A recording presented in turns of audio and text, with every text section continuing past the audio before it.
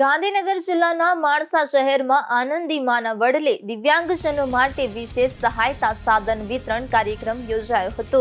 દિવ્યાંગજનોના જીવનમાં આત્મવિશ્વાસ અને આત્મનિર્ભરતા વધારવાના ઉદ્દેશ્ય સાથે આ કાર્યક્રમનું આયોજન કરવામાં આવ્યું હતું।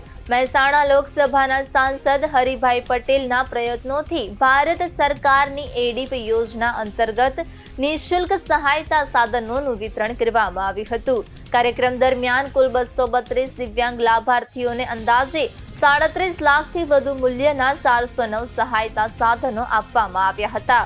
આ પ્રસંગે ઉપસ્થિત મહાનુભાવોએ દિવ્યાંગજનોને વંદન કરી તેમની હિંમત અને સંઘર્ષને બિરદાવ્યા હતા।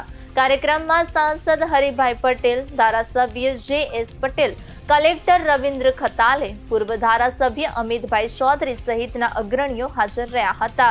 આ ઉપરાંત મામલતદાર એ.એમ. જોશી, નગરપાલિકા પ્રમુખ જ્યોત્સનાબેન વાઘેલા તેમજ ભાજપના સ્થાનિક આગેવાનો, દિવ્યાંગજનો અને તેમના પરિવારો સહિત મોટી સંખ્યામાં લોકો ઉપસ્થિત રહ્યા હતા। સમગ્ર કાર્યક્રમ સૌહાર્દપૂર્ણ માહોલમાં પૂર્ણ થયો હતો।